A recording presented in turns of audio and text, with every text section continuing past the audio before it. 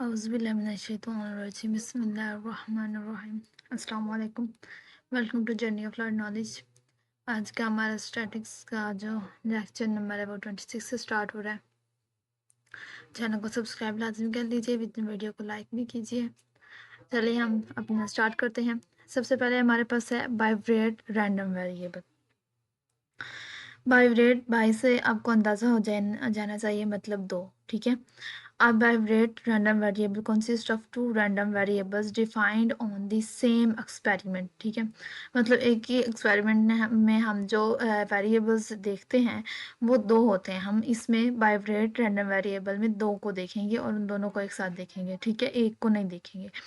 जैसे instead of studying one variable X we study two variable together X Y, ठीक है। जैसे X number of horse and studied और Y है हमारे पास मार्क्स ऑब्टेन्ड, ठीक है। मतलब हम ये भी देख रहे हैं कि कितने घंटे हम स्टडी कर रहे हैं और उसके बाद कि हमारे पास मार्क्स कितने ऑब्टेन हो रहे हैं, ठीक है। Both are related and studied together, ठीक है। मतलब ये दोनों एक दूसरे से रिलेट भी करते हैं और हम इन दोनों को एक साथ देखते हैं। मतलब जब भी देखते हैं तो किसी के नंबर कम है ज़्यादा है तो हम उनसे ये पूछते हैं ना कि कितना टाइम दे रहे हो स्टडी को। मतलब हम उसको यही पूछ रहे हैं कि कितने घंटे दे रहे हो, कितना वक्त दे रहे हो, ठीक है। तो जितना ज़्यादा वक्त दे रहे हैं, उसे समझ रहे हैं, स्टडी अच्छे से कर रहे हैं, उतने ज़्यादा अच्छे मार्क्स गेन करेंगे। और जितना कम वक्त उतने कम मार्क्स, ठीक है। तो इस तरह उसके बाद है हमारे पास वाइब्रेट प्रोबेबिलिटी डिस्ट्रीब्यूशन।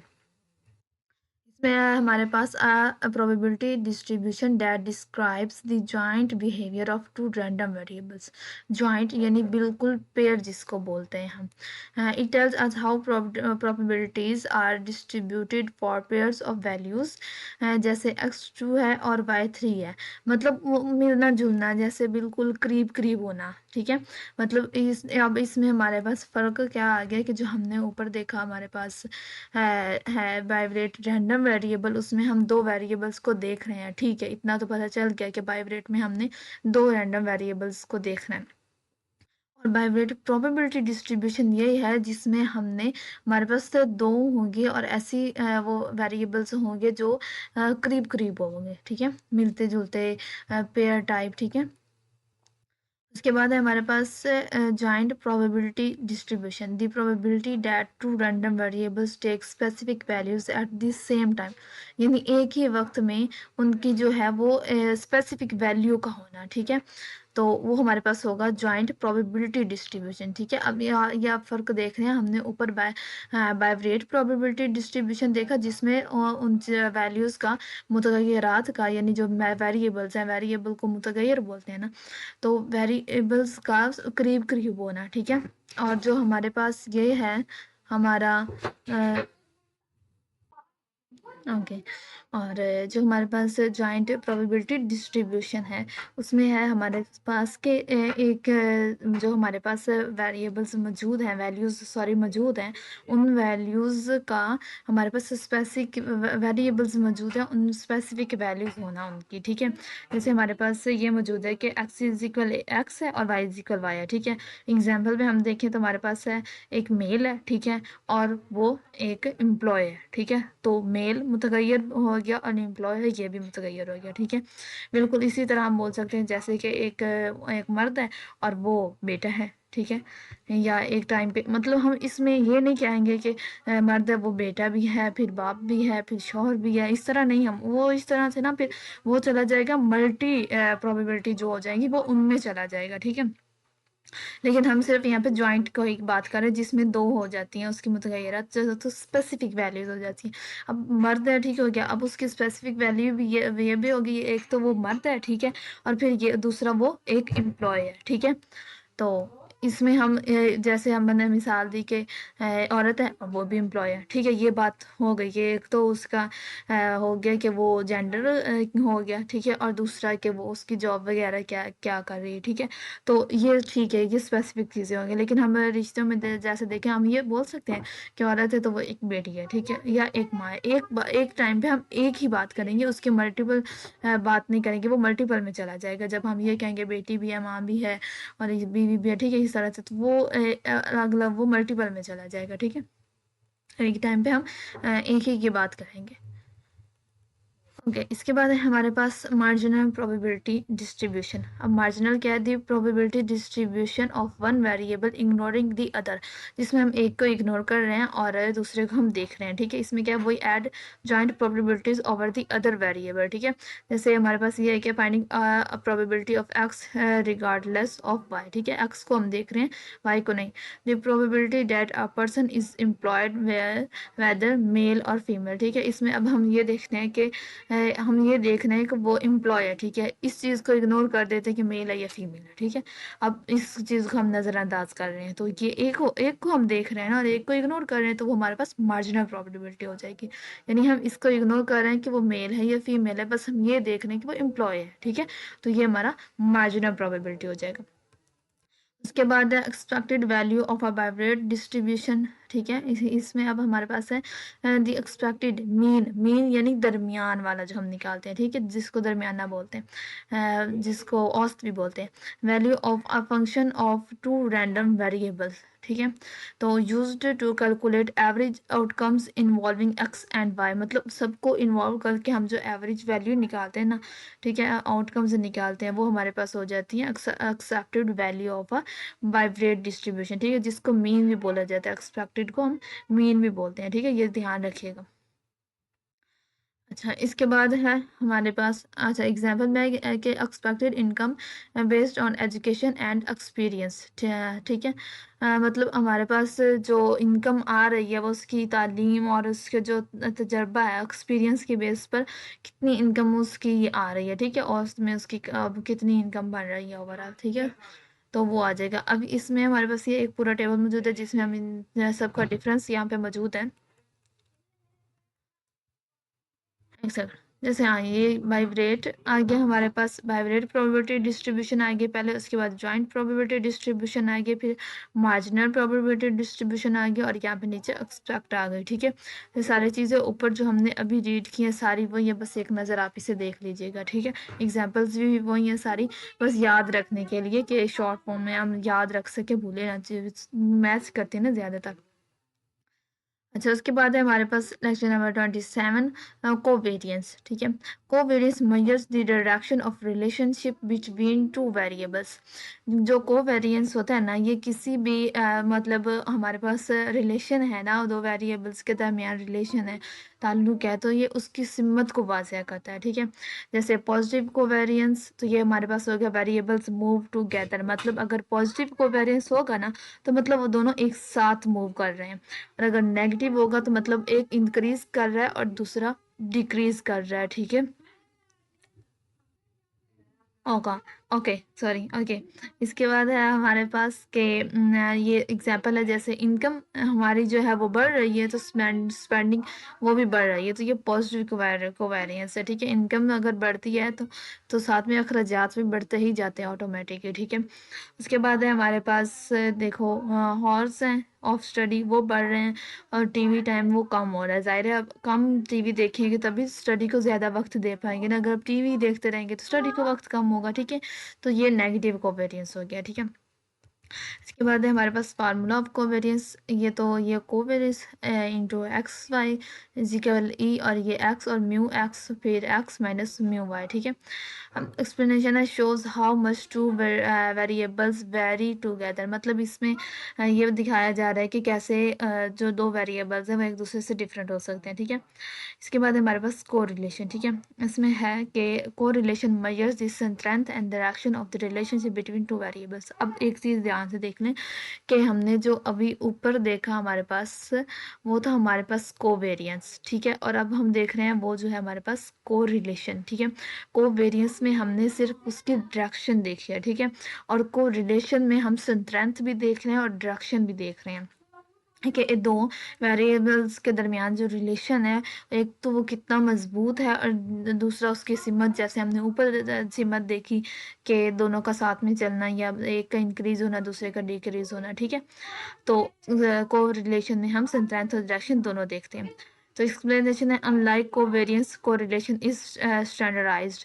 मतलब कोवेरियंस की तरह जो कोरिलेशन वो उसकी तरह होता है, लेकिन कोरिलेशन एक म्यारी फॉर्म है, उससे भी ज़्यादा स्टैंडर्डाइज्ड फॉर्म है। ठीक है, कोवेरियंस की। उसके बाद हमारे पास कोरिलेशन कोफिशिएंट। कोफिशिएंट अच्छा न्यूमेरिकल मेजर बिटवीन -1 एंड +1 ठीक है। अब कोरिलेशन को हम इस फॉर्म में देखते होते हैं। अगर आर हमारे पास +1 है तो परफेक्ट पॉजिटिव, अगर आर -1 है तो परफेक्ट नेगेटिव, और आर 0 है तो नो रिलेशनशिप ठीक है। एग्जाम्पल है हमारे पास height and weight usually have positive correlation ठीक है। उसके बाद इनकम अगर हमारी हो रही है तो स्पेंडिंग तो वो दोनों बढ़ रहे हैं ठीक है, ठीक हो गया। अब स्पीड हमारी बढ़ रही है, time of cover up fixed distance, ये हमारा जो हमने फिक्स्ड किया हुआ एक पॉइंट पर पहुंचना है, हमने स्पीड बढ़ा रहे हैं तो उसकी तरफ जो डिस्टेंस है वो कम हो रहा है ना ठीक है। तो वो हमारा ये हमारे पास नीचे आ जाएगा ठीक है। तो अब ये जो हमारे पास एग्जाम्पल है ये हमारे पास परफेक्ट पॉजिटिव की है, ये जो है हमारे पास ये परफेक्ट नेगेटिव की है, और ये जो हमारे पास है ये शो साइज एंड इंटेलिजेंस ठीक है। मतलब साइज और इंटेलिजेंस को कोई नहीं होता ना, तो ये इसलिए हमारे पास नो रिलेशनशिप में आ जाएगी। अच्छा, अब इनको याद रखने का ये कि जो +1 है वो हमेशा सेम डायरेक्शन में होते हैं, मतलब एक जैसा काम, मतलब वो एक साथ काम करते हैं। जो -1 ये हमेशा ऑपोजिट डायरेक्शन में होते हैं ठीक है। एक बढ़ रहा है तो दूसरा कम हो रहा है ठीक है। लेकिन ये अगर दोनों बढ़ रहे हैं तो बढ़ रहे हैं, दोनों कम हो रहे हैं तो कम हो रहे हैं ठीक है। और इसमें कोई लाइन नहीं होती ठीक है। इसके बाद हमारे पास difference between covariance and correlation, तो वो पहले ही आपको बता दिया था। Covariance shows direction only, correlation shows direction plus strength ठीक है, याद रखिएगा। इसके बाद लेक्चर नंबर 28 हमारे पास binomial distribution, discrete probability distribution ठीक है। इसमें हमारे पास distribution where the random variable takes countable values ठीक है। मतलब जिसमें हम काउंटेबल वैल्यूज लेते हैं, जैसे number of heads in 5 points तो असिस्ट ठीक है। मतलब हेड कितनी बार आया, हमने 5 मरतबा क्यों को उछाला है, सिक्के को उछाला है, तो हम उसमें देखेंगे हेड कितनी बार आया ठीक है। उसके बाद है binomial experiment, an experiment with fixed number of trials ठीक है। टू आउटकम्स, मतलब जो बाइनोमियल एक्सपेरिमेंट है ना उसमें हमारे पास ये होता है कि फिक्स्ड नंबर होते हैं हमारे पास ठीक है। फिर हमारे पास आउटकम्स जो होती हैं वो सक्सेस और फेलियर इन दो में होती हैं, कांस्टेंट प्रोबेबिलिटी होती है ठीक है। जैसे सक्सेस देखें, अब सक्सेस में हम एक सिक्के की मिसाल लें तो उसमें हेड, और फेलियर जो है वो टेल, हमने ये रखा है ठीक है। तो जब हम क्योस हम टॉयस कर रहे हैं, टॉसिंग क्वीन की, उसे 10 टाइम्स हमने किया, तो फिर उसके बाद हम हासिल कर सकते हैं ना कोई भी नंबर्स के कितनी बार हेड आया और कितनी बार टेल आया, तो उसकी बुनियाद पर हम बताते हैं कि फिर सक्सेस है या फेलियर ठीक है। उसके बाद है binomial distribution, a distribution showing probability of X success in N and trials ठीक है। मतलब हमारे पास ट्रियल्स यानी आजमाइशें या मतलब सख्तियाँ, या मतलब इस तरह से आप बोल सकते हैं कि ज़्यादा मुश्किल हार्ड वर्क ठीक है। तो उसमें आप देखें कि हमारे पास जो जो प्रोबेबिलिटीज़ हैं उसमें से हमारे पास सक्सेस कितनी आ रही है ठीक है। तो वो देखना जो होता है वो हमारे पास बाइनोमियल डिस्ट्रीब्यूशन में होता है, और उसका फार्मूला ये है हमारे पास ठीक है।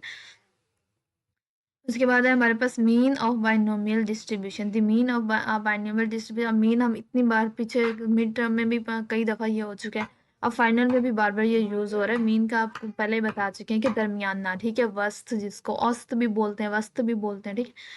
तो वैसे ज़्यादातर औसत इस्तेमाल किया जाता है, दरमियान ठीक है। The mean of binomial distribution is the expected number of success in N trials okay. तो म्यू हमारे पास ये है, इसका फार्मूला होता है एन पी ठीक है। तो एन नंबर ऑफ ट्रियल्स है, P probabilities of success in each trial है ठीक है। तो एग्जांपल में ये हमारे पास N is equal 10, P is equal 0.5, तो सॉल्व करेंगे तो हमारे पास मीन आ जाएगा ठीक है। Variance of binomial distribution. The variance of a binomially distributed random variable x is, तो ये हमारे पास वेरिएंस हो गया ठीक है। इसका फार्मूला ये एन पी इंटू -1 - पी ठीक है। और ये सिग्मा 2 हो गया is equal to N 1 - P ठीक है। इसको हम सिग्मा का ऊपर स्केयर आई है ठीक है, तो इस फॉर्म में भी लिख दिया इन्होंने ठीक है। एन नंबर ऑफ ट्रियल्स आएगी और ये वो चीज़ आ गई ठीक है। उसके बाद है हमारे पास अच्छा यहाँ पे थोड़ी एक्सप्लेनेशन मौजूद है कि N P represents the mean expected number of successes ठीक है। 1 - P 1 represents the probability of failures ठीक है, मतलब वो फेलियर्स जो आ रही हैं। The variance measures how spread out the number of successes is around the mean. मतलब जो औसत है ना, उसके गिर्द कितना फैला हुआ है हमारा सक्सेसेस का, जो कामयाबियां आ रही हैं, हमें कामयाबियां मिल रही हैं, ठीक है। मतलब वो हमारी औसत के कितने करीब है, ठीक है, ये देखा जाता है इसमें। तो मीन हमारे पास एवरेज होता है, और जो वेरिएंस होता है ये हम मतलब दोनों में फर्क बताया है ना, कि मीन का मतलब एवरेज निकालना है, ठीक है, और वेरिएंस होता है कि how separate out the data is, मतलब वो डाटा कितना फैला हुआ है, हमारे सक्सेसेस का जो वो डाटा है वो कितना फैला हुआ है और कितना मीन के करीब है, ठीक है। इसके बाद है fitting binomial distribution. Fitting a binomial distribution means finding a binomial model that best represents the given data and then calculating the theoretical expected frequencies, ठीक है। मतलब हम बाइनोमियल, हमारे पास से ये डिस्ट्रीब्यूशन वो है जिसमें हम ढूंढते हैं एक ऐसा मॉडल जो हमारे थियोरेटिकल जो होते हैं फ्रीक्वेंसीज वगैरह जैसे होती हैं उन सबको कैलकुलेट कर सकता है, ठीक है। पर लेक्चर नंबर हमारे पास 29 है। इसमें हमारे पास पॉइजन डिस्ट्रीब्यूशन है। Distribution for counting events in a fixed interval, जिसमें फिक्स्ड होता है कोई इंटरवल और उसके दौरान कोई भी इवेंट्स जो है वो अक्कर हो रहे होते हैं। जैसे हमारे पास number of accidents per day, मतलब दिन में कितने एक्सीडेंट्स हो रहे हैं, ठीक है। तो वो एक इंटरवल जो है वो फिक्स्ड है ना, कि एक दिन सुबह से शाम तक और उसमें कोई भी इवेंट हो रहा है, ठीक है। Mean of Poisson distribution. The mean of a Poisson distribution is the expected number of occurrence of an event in a fixed interval of time or space, ठीक है। It is denoted by lambda, which is also the parameter of the Poisson distribution, ठीक है। mu is equal lambda, ठीक है। जिसमें हमारे पास जो हमारा देखिए mean of a Poisson distribution, मतलब हम एक्सपेक्टेड नंबर ऑफ अकरेंस, जो नंबर अकर्स हो रहे हैं, ठीक है, किसी भी फिक्स्ड इंटरवल में, ठीक है। तो वो टाइम और स्पेस जो उसमें यूज हो रहा है, इवेंट अकर हो रहा है, ठीक है, उस सबका मीन जो यहाँ पे निकाला जाता है, ठीक है। तो ये नेक्स्ट है हमारे पास limiting approximation to binomial. The limiting approximation to the binomial distribution refers to approximating a binomial distribution with another distribution when certain conditions are met, usually to simplify calculations when n is large and p is small binomial Poisson, ठीक है। मतलब इसमें हम ये देखते हैं कि एक चीज़ ज़्यादा हो जाती है, और जो मतलब एक जैसे एन हमारे पास ज़्यादा हो गया है, लेकिन जो पी हमारे पास है वो कम हो गया, ठीक है। तो वो चीज़ हमारे पास लिमिटिंग अप्रोक्सीमेटिंग में देखी जाती है, और इसे हम फिर सॉल्व किस तरह से करते हैं, पॉइजन के ज़रिए हम फिर उसका अंदाज़ा निकाल सकते हैं, उसे सॉल्व कर सकते हैं, ठीक है। जैसे हमारे पास यहाँ पे मिसाल मौजूद है हमारे पास, आप इसे रीड कर लीजिएगा कि एक किताब मौजूद है हमारे पास, उसमें अनगिनत मतलब काफ़ी ज़्यादा सफ़हात हैं, बहुत मतलब मोटी कह लें किताब है, कि काफ़ी ज़्यादा उसमें पेजेस हैं, ठीक है। लेकिन उसमें हमारे पास जो गलतियाँ हैं, मिस्टेक्स हैं, वो हैं ही नहीं, ठीक है, ना होने के बराबर है, कम है, या यूँ कह लें, ठीक है। तो इस तरह हो जाएगा, जैसे we can use the Poisson distribution to approximate the binomial distribution when N the number of pages, ठीक है, is very large and P the probability of a mistakes is very small, ठीक है। तो ये एग्जाम्पल की एक किताब है, उसमें काफ़ी ज़्यादा पेजेस हैं, लेकिन उसमें जब हम गलतियाँ देखने लगा तो गलतियाँ बहुत कम है, ना होने के बराबर या बहुत कम है, ठीक है। तो इस तरह में फिर हम लिमिट, इसको हम लिमिटिंग अप्रोक्सीमेटिंग कहते हैं, ठीक है। और इसको फिर हम सॉल्व करने के लिए पॉइजन का यूज़ करते हैं, ठीक है। उसके बाद हमारे पास Poisson process, a process where events occur randomly over time, ठीक है। अब इसमें हमारे पास फिक्स्ड पॉइंट नहीं है, रैंडमली यूज़ हो रहे हैं, ठीक है। तो ये हमारे पास आ जाएगा phone calls arriving at a call centre, ठीक है। अब कॉल सेंटर उसमें कॉल किसी वक्त भी आ सकती है, कभी भी आ सकती है, तो उसमें कोई फिक्स पॉइंट नहीं होता है, ठीक है। इसके बाद है हमारे पास कंटिन्यूसिंग यूनिफॉर्म डिस्ट्रीब्यूशन, ठीक है। Continuous distribution where all values in an interval are equally likely, ठीक है, जिसमें सेम सेम होती हैं हमारे पास वैल्यूज सारे जो हैं वो सब सेम सेम होते हैं। जैसे वेटिंग फॉर अ बस, the continuous uniform distribution describe how the bus might arrive. मैं आपको वैसे बता देती हूँ, देखिए मतलब इसमें हमारे पास डेफिनेशन में ये कहा जा रहा है कि जिसमें सबके पास चांसेस बराबर के होते हैं, ठीक है। जैसे हम बस स्टैंड पर बस का इंतज़ार कर रहे हैं, ठीक है, और हमें ये बताया गया कि अगले 30 मिनट तक बस आ जाएगी, और 30 मिनट में अब ठीक है, अब 30 मिनट हमें दे दी कि उसमें कभी भी बस आ सकती है, ठीक है। अब हर मिनट जो है मतलब मिसाल के तौर पर अगर 6 बजे और 6:30 बजे तक बस ने आना है, तो उस हर मिनट में 6 से आगे 6:30 तक हर मिनट में हर मिनट का बराबर की तवक्को की जा सकती है कि किसी भी मिनट बस आती होगी, ठीक है। और उन हर मिनट में बराबर के चांसेस है, उनको बराबर का है कि वो किसी भी वक़्त आ सकती है, बराबर का उनको मिलेगा, ठीक है। कि वो किसी भी वक्त बस वो आ सकती है, ठीक है, किसी भी मिनट में, ठीक है। तो ये हो जाएगा। उसके बाद है हमारे पास probability density function defined PDF of continuous uniform distribution, ठीक है। अब इसको पीडीएफ भी बोलते हैं प्रोबेबिलिटी डेंसिटी फंक्शन को, ठीक है। For a random variable x that is uniformly distributed over the interval a b, ठीक है, the probability density function pd is, तो वो ये हो गया f into x is equal 1 और b minus a. The PDF is constant between a and b, meaning all values in the interval are equally likely, ठीक है। अब इसमें भी वही बात आ गई कि इक्वली होंगी दोनों, ठीक है, और दोनों a b दोनों होंगी और इक्वली लाइकली होंगी, लेकिन उनको सबको सेम सेम मौजूद होगा, ठीक है। इसके बाद the mean of uniform distribution, the mean और एक्सपेक्टेड वैल्यू, और एक्सपेक्टेड वही जिस मीन भी बोलते हैं और एक्सपेक्टेड भी बोलते हैं, of a uniform distribution is the central value of the interval. It represents the average value you would expect if you repeatedly sampled from the, तो mu is equal a plus b और 2, हर सब का mean जो है वो आ रहा है, जितनी भी हम डेफिनेशंस कर रहे हैं ना उसके साथ उनका मीन भी आ रहा है। Variance of uniform distribution, the variance of a uniform distribution measures the spread or dispersion of values around the mean. It tells us how far on average the values deviate from the mean, ठीक है।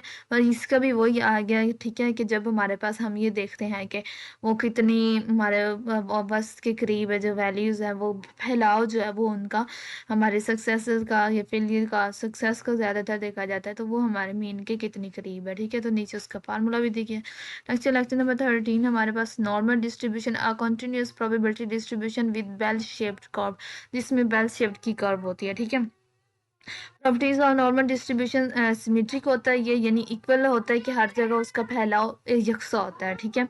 Mean is equal median is equal mode होता है, total area 1 होता है हमेशा, ठीक है। Properties of normal distribution, ठीक है। उसके बाद है हमारे पास स्टैंडर्ड नॉर्मल डिस्ट्रीब्यूशन। अब स्टैंडर्ड आ गया normal distribution with mean is equal 0 और स्टैंडर्ड डेविएशन उसकी हमेशा 1 होती है, ठीक है। अब जी स्कोर, जिसको स्टैंडर्ड स्कोर भी कहा जाता है, ठीक है, standardized values showing how far X is from mean, ठीक है। तो Z is equal X minus mu over sigma, ठीक है, इसका formula. Area under normal curve. The area under the normal curve represents the probability of a random variable falling within a particular range, ठीक है। मतलब हमारे पास जो area है वो एक नॉर्मल कर्व तो हमारे पास मौजूद है ना, तो उसमें जो रैंडम वेरिएबल्स जो है वो फॉल कर रहे हैं, तो उनका पार्टिकुलरली उनकी रेंज को देखना, ठीक है। तो ये जैसे हमारे पास ग्राफ्स वगैरह होते हैं उनमें, जैसे हमारे पास total area under the curve is equal 1, हमेशा 1 होता है, ठीक है। Area between two variables is equal probabilities that the variables lies the that range in that range, ठीक है। Represents probabilities. Normal approximation to binomial, using normal distribution to approximate binomial when n is large, ठीक है। वही बात कि जब n हमारे पास large हो जाता है तो उसमें हम फिर नॉर्मल डिस्ट्रीब्यूशन को अप्रोक्सीमेट करते हैं, जैसे हमने ऊपर देखा था। यहाँ पे अप्रोक्सीमेटिंग का हमने पीछे देखा है, अभी अभी कुछ देर पहले यहाँ पर मौजूद होगा। उसमें हमने ये देखा कि एक तो उसका फैलाव ये देखें यहाँ पे लिमिटिंग अप्रोक्सीमेटिंग टू बाइनोमियल, ठीक है। बाइनोमियल में भी अप्रोक्सीमेशन हम देखा कि एक चीज़ ज़्यादा और दूसरी कम हो रही है, ठीक है। और इसमें भी हमारे पास वही आ रहा है कि एन बहुत ज़्यादा हो गया है हमारे पास, ठीक है। नॉर्मल डिस्ट्रीब्यूशन में, इसमें नॉर्मल में उसमें हमने बाइब्रेट में देखा था, ठीक है। तो ये थे हमारे 30 तक 26 to 30 लेक्चर्स हो गए हमारे आज के, ठीक है। तो बाकी चैनल को सब्सक्राइब लाजमी कर लीजिए। कुछ आपको कन्फ्यूजन हो तो कमेंट बॉक्स में हम लाजमी पूछिएगा, ठीक है। और बाकी सब्सक्राइब लाजमी कर लीजिए, वीडियो को लाइक भी कीजिए, शेयर भी कीजिए और दुआओं में याद रखिए। अल्लाह हाफिज़।